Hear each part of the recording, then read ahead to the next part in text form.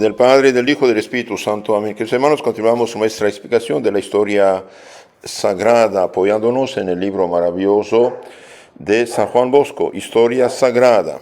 Hoy vamos a hablar de varios temas en esta cuarta época, capítulo 2. Primero hablaremos de la vara de Aarón, después de la serpiente de bronce, y hablemos también del castigo del blasfemo y del profanador de la fiesta.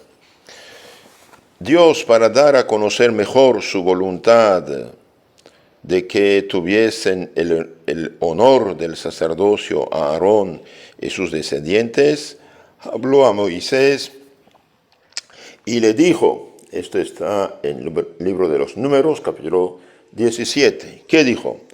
Habla con los hijos de Israel y haz que te entreguen una vara por cada tribu, y escribirás el nombre de cada príncipe de las tribus sobre su vara.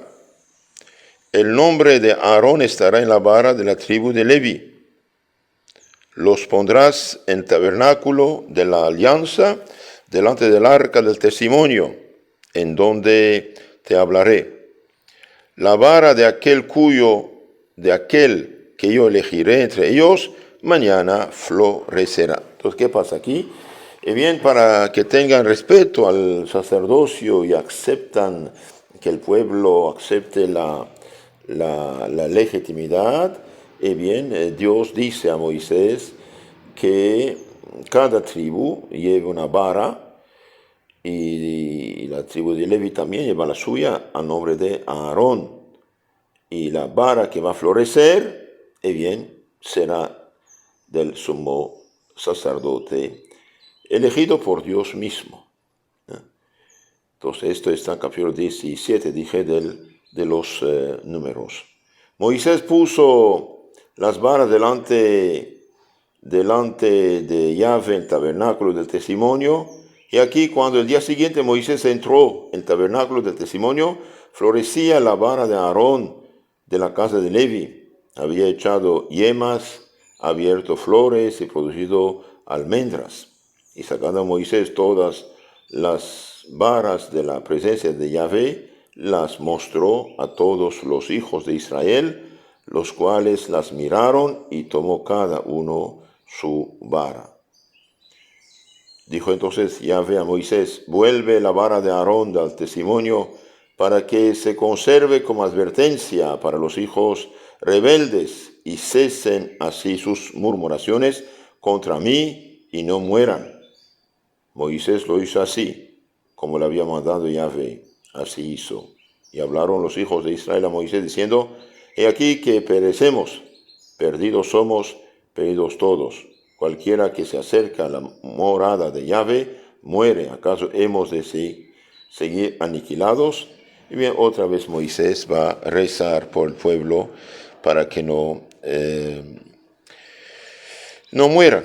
La vara milagrosa fue puesta nuevamente en el arca de Jimós y se conservó hasta la destrucción del templo de Salomón en los años 586 a.C., cuando Nabucodonosor de Babilonia tomó el templo. Queridos hermanos, como lo dije en la charla anterior, fundar una disque iglesia, un disque sacerdocio, es un horrible pecado. Esta historia de la vara de Aarón muestra que Dios mismo ha instituido el sacerdocio del Antiguo Testamento que prefiguraba el sacerdocio cristiano de Cristo mismo, según el orden de Melquisedec. Cristo, por su encarnación, es al mismo tiempo Dios y hombre, y por lo tanto sacerdote del Nuevo Testamento. Los demás sacerdotes representan a Cristo, son ministros de Cristo, son instrumentos de Cristo. Cristo les dio el poder a los apóstoles, los hizo sacerdotes el Jueves Santo, les dio el poder de consagrar su cuerpo y sangre, San Lucas capítulo 22, les dio el poder de perdonar los pecados en su nombre, recibir el Espíritu Santo. A quienes pero los pecados quedan perdonados y a quienes tienen que ser retenidos. Esto es San Juan 20, 21, 23. Les dio también el poder de bautizar, predicar, enseñar. Todo esto en este último capítulo de San Mateo 28, capítulo 28 y 19 siguientes. Por lo tanto, inventar disques sacerdocios de su cosecha es falso, no hay nada. Es una blasfemia contra Dios, es un pecado gravísimo. Por ejemplo, los mormones pretenden restaurar el cristianismo y inventaron de su cosecha un libro disque sagrado que no lo es una novela en estilo lenguaje bíblico, escrita por un pastor protestante, pero ellos pretenden que fueron placas de oro que nadie vio, de hecho. Donde están las placas fueron el cielo. Pues sí, pero Dios no actúa así. Dios no actúa así. También los cultos inventados por los protestantes son falsos. Lutero inventó un culto vacío, un culto falsificador del culto cristiano. Lutero falsificó totalmente la fe cristiana sin decirlo, sin que la gente se diera cuenta del grande peligro. Perdió el sacerdocio. Siendo simple sacerdote, no pudo ordenar sacerdotes, por lo tanto, nombró catequistas predicadores de la herejía protestante.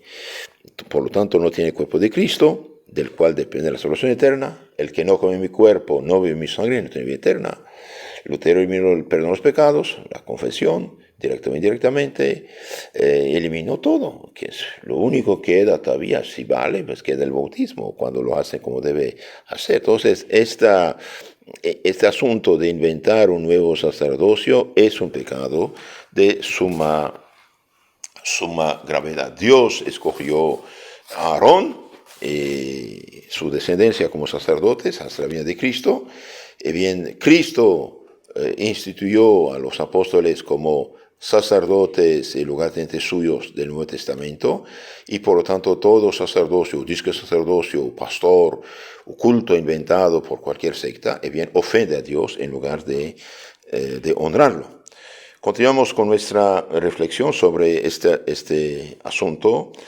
La serpiente de bronce, la serpiente de bronce. Don Bosco hace este resumen.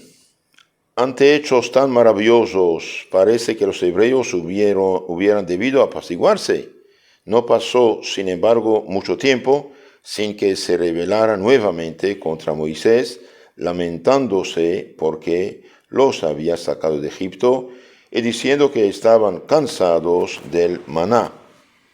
Para castigar esta murmuración, envió el Señor contra ellos serpientes venenosas que mordían a los culpables y a muchos daban la muerte. Atemorizados por este azote, acudieron a Moisés para que impetrase misericordia en su favor.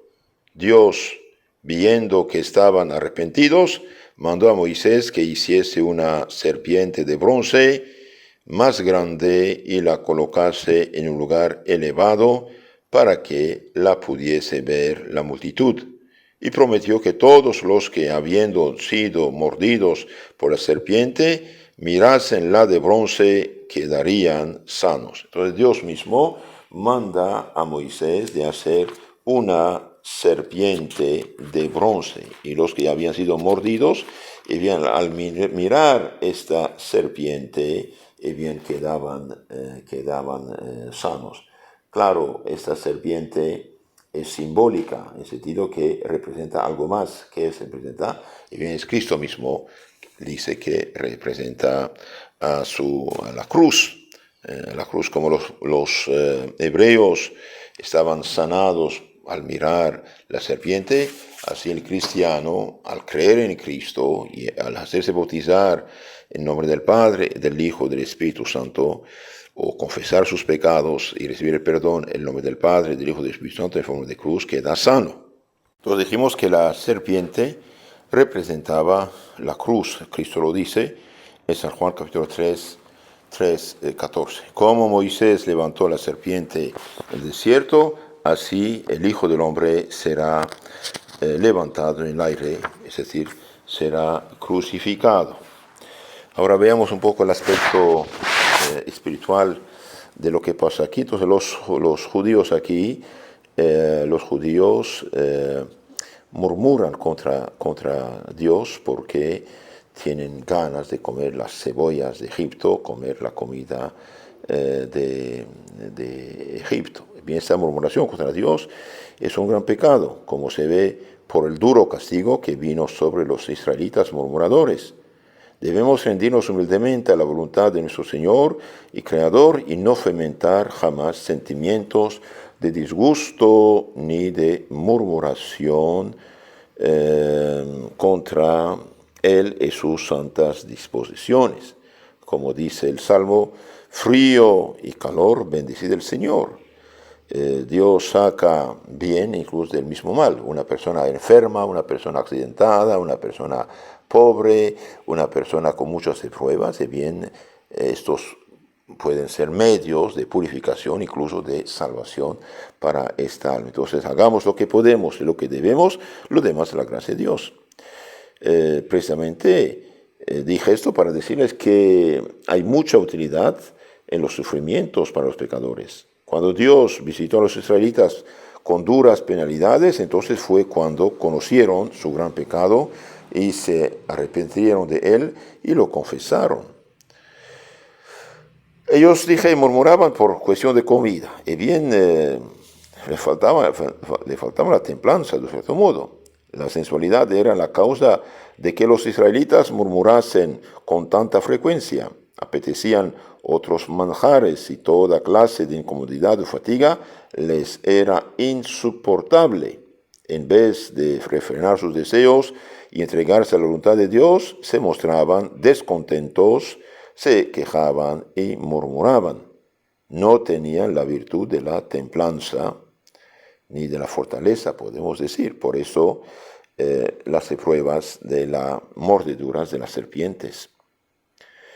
Moisés otra vez obedeció a Dios, hizo la serpiente de bronce, dijimos, y el pueblo fue sanado. Entonces, esta serpiente, que hermanos, ya lo dije, es símbolo de la cruz de Cristo, nuestro Señor. Los protestantes no quieren ver la cruz, no quieren tener la cruz, bien estén equivocados.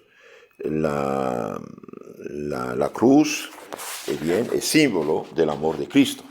San Pablo, en su carta a los Gálatas 6:14, dice: jamás me gloriaré a no ser en la cruz de nuestro Señor Jesucristo. Veamos otro tema. El blasfemo y el profanador de las fiestas están castigados. Leo aquí el resumen de Don Bosco. Después de haber dado Dios ejemplo de su terrible severidad con la muerte de Core, Datán y Abirón, dio otros dos de su rigurosa justicia en medio del pueblo. Mientras algunos jueces se hallaban cuestionando entre sí, uno de ellos, llevado de su enojo, blasfemó contra el santo nombre del Señor. Conducido el culpable delante de Moisés, se consultó al Señor acerca del castigo que se le debía dar. Recibió Moisés la contestación de que se sacase del campamento al blasfemo y se le diese inmediatamente muerte a pedradas. Después de este hecho, Dios estableció que los blasfemos fuesen en lo venidero apedreados por el pueblo. Entonces aquí vemos que la blasfemia es un pecado grave, es un pecado peligroso. Insultar a Dios es realmente una bajeza de primera clase. No se puede insultar a Dios, fuente de todo bien, creador y benefactor nuestro. Si existo, si hablo, si tengo ojos, manos, pies, cuerpo y alma, y bien si soy ser humano, se lo debo a Dios. ¿Cómo yo puedo menospreciar a Dios y insultar a Dios o a sus santos? Entonces aquí en la Biblia vemos que el blasfemo está castigado. Otro ejemplo de su gran severidad tuvo lugar un poco después con un profanador del día de fiesta, durante el cual Dios poco tiempo antes había prohibido toda obra servil el día del Señor. Un sábado el Antiguo Testamento el sábado es el día del Señor, de hecho significa día de descanso, de reposo. Un sábado se halló en el campo a un hombre que recogía paja y ramas secas para sus propias necesidades. Conducido también ante Moisés y Aarón, no se sabía si por una falta, al parecer tan pequeña, se le debía dar muerte. Consultaron al Señor y la contestación fue que se le sacara del campamento y fuese apedreado por el pueblo. Terrible enseñanza para los que se atreven a blasfemar del santo nombre del Señor y profanar los días que le están consagrados. Los mismos o quizás mayores castigos les aguardan, si no en esta vida, sino en la otra. Entonces aquí vemos que nuestro Señor sí exige respeto al día del Señor y respeto a su santo nombre. Realmente insultar al Señor es pecado grave, y el día del Señor profanarlo bien también es pecado. Entonces, queridos hermanos, el domingo, día del Señor, no es día de playa, no es día de placer, no es día de compras de todo el mes en el mercado, en el súper. Es día del Señor, es de reposo, de oración, de descanso, de visita a la familia, de un recreo sano y humano después de haber santificado el Señor y de misa, por ejemplo, y no es día de otras cosas. Y los que hacen trabajar todo el domingo a su gente, bien pecan. Terminamos este asunto. Regreso un poco al asunto de la serpiente. La serpiente de bronce, dijimos, es figura del Salvador crucificado. La serpiente de bronce levantada sobre el madero fue figura del divino Salvador, como él mismo lo declaró en su plática a Nicodemos. Entonces, algo es muy importante saber esto. Él lo dice en capítulo 3, 14 de San Juan. Como Moisés levantó la serpiente en el desierto, así debe ser levantado el Hijo del Hombre, para que todos los que creen en él no se pierdan, sino que alcancen la vida eterna. Como la serpiente de bronce fue colocada sobre un leño, así Cristo, quien por David dijo de sí mismo, yo soy un gusano y no un hombre. Cristo fue levantado en el madero de la Santa Cruz. Todo el que mordido por una serpiente venenosa levantaba con fe sus ojos a la serpiente de bronce, recobraba la salud. Así nosotros, mordidos por la infernal serpiente, heridos en nuestra alma, sanamos de los pecados, si con una mira llena de fe fijamos nuestros ojos en el Salvador crucificado y nos confesamos y recibiremos el perdón en forma de señal de la cruz, en nombre del Padre, del Hijo y del Espíritu Santo. Los israelitas mordidos por las serpientes de fuego representaban el estado de toda la humanidad sobre la tierra. La mordidura de la infernal serpiente de tal modo hirió a la humanidad y encendió en ella un fuego de pasiones pecaminosas que todos los hombres se hubiesen hundido en la muerte eterna sin la venida de Cristo. Muy significativo es, por cierto, que el Salvador del pecado, el Salvador, Cristo, que nos salvó del pecado y la muerte, fuese precisamente figurado por una serpiente de metal. La serpiente, por otra parte, es figura del pecado, y ahora, bien, Cristo nos dio la solución muriendo en la cruz.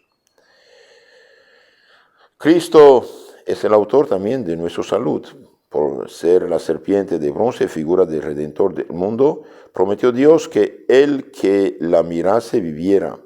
El que una inanimada figura de serpiente tuviese la eficacia de infundir salud, no era cosa que radicase en ella misma, sino que procedía de Dios, Cristo Dios hecho hombre, cuya figura era, es decir, la serpiente de Moisés representaba la cruz de Cristo.